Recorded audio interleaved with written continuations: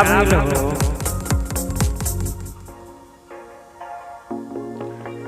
कोहिनी बात माने रौरा की पाका के गणेश के पापा। कोहिनी बात माने रौरा की पाका के गणेश के पापा। हमसे की भंगिया ना पीसाता ए गणेश के पापा। हमसे की भंगिया ना पीसाता ए गणेश के पापा। हमसे की भंगिया ना पीसाता ए गणेश के पापा। जाने नी रौरा है हम बड़ घर के बेटी। जाने नी रौरा है हम बड़ घर के बेटी। जाने नी रौरा है हम बड़ घर के बेटी।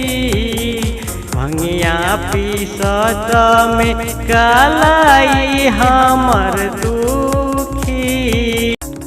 जाने ने हम हई बड़ घर के बेटी। भंगिया की नाही कबो देले बानी पीसी। ओसे की बढ़िया में हो मिठाई खाई एक गणेश के पापा।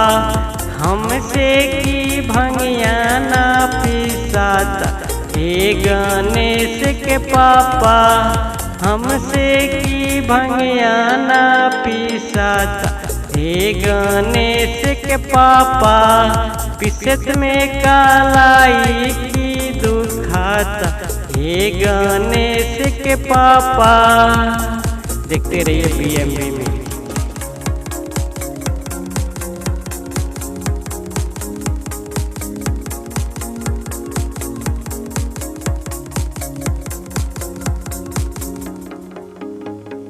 भंगिया पीसत में की दर्द कर कलाई।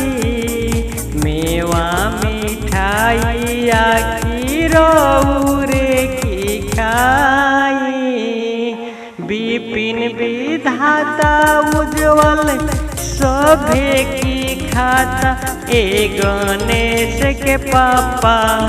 विपिन विधाता उज्ज्वल सबे मिठाई खाता ए गणेश के पापा।